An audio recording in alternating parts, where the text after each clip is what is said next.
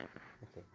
We are done with defining what is globalization. So today we shall look into where did globalization started.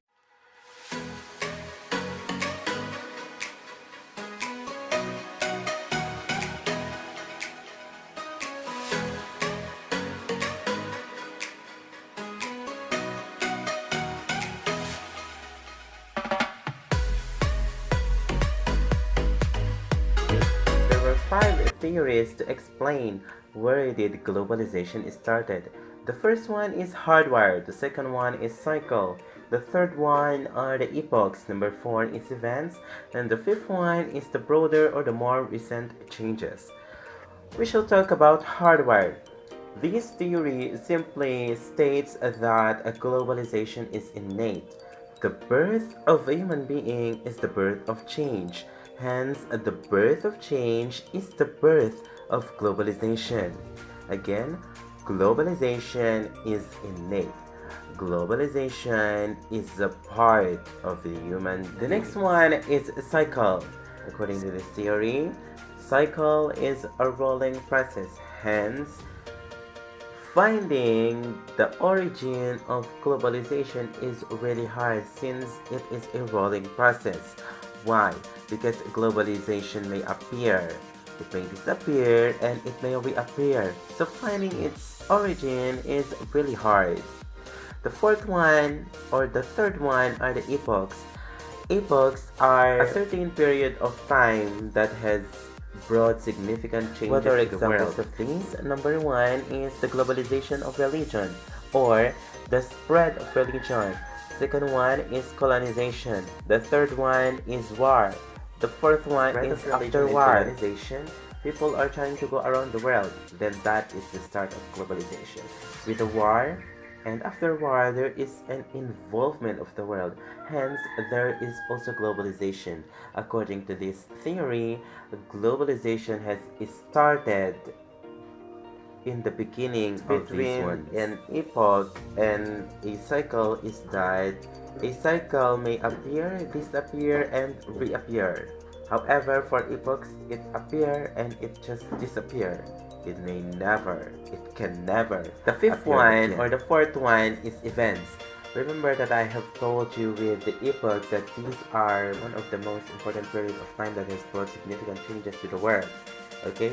With the events, these are specific changes that has happened.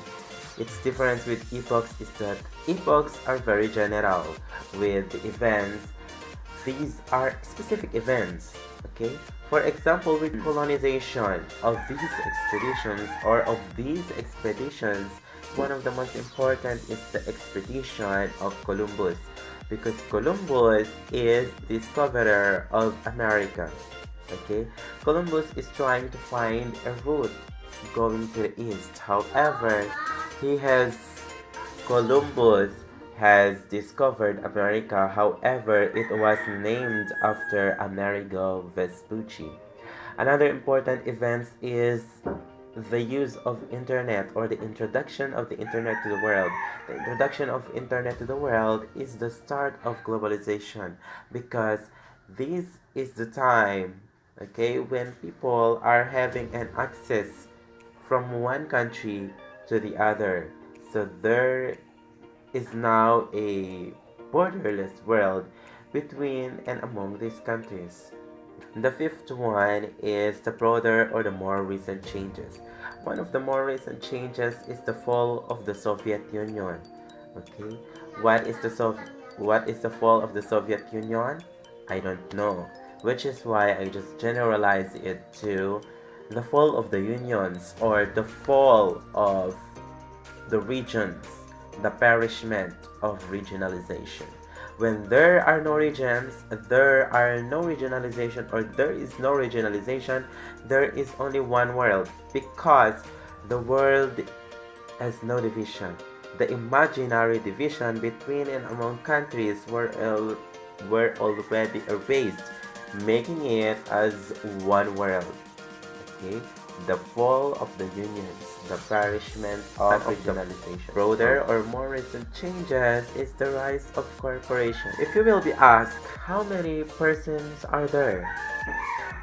Usually, we may say that there are many because of like this and like that, because of LGBT like this and like that. However, we only recognize two persons of the world. Number one is the natural person. The second one is the juridical person. Natural persons are those who were born biologically. Those who were born biologically. Human beings. Okay, the second one are the juridical persons. Who are these juridical persons? Juridical persons are persons with a specific purpose created human beings as we are. We can constitute globalization. How? By influencing our community, by doing something that involves the world. And so, with the other person, the corporation. How? Corporations are usually being defined as, or should I say, one of the example of the juridical persons are corporations. These corporations are usually intended for businesses. Having a business, we don't only focus in one region.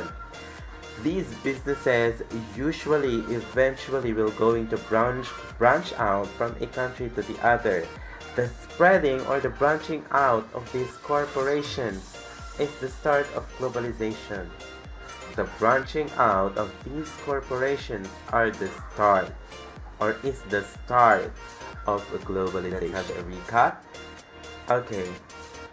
The origins of globalization. The first one is the hardwired. It states that globalization is innate. The second one is a cycle. We cannot determine when and where did globalization started because it is a cycle. It is a rolling process. Hence, finding its origin is really hard. The third one is the epochs. Epochs are one of the most important changes that has happened in the world that has contributed significant change to the world. Appear, disappear, reappear. Epochs appear and disappear. For epochs and events, their difference is that epochs are general events. Okay? General, there is no specified one. It is really one are the events. Its difference with events is that in epochs, general. Events are specified. For example, the use of internet, yung mga expedition, and some others. The last one is the broader or the more recent changes. The fall of Soviet Union or the fall of unions, fall of regionalization. Okay, if there is no regionalization, there is only one world. And another is the rise of corporations. The corporations which are usually intended for businesses and their branching out is the start of globalization. It has been AeGeey telling you that globalization is globalization. Bye-bye.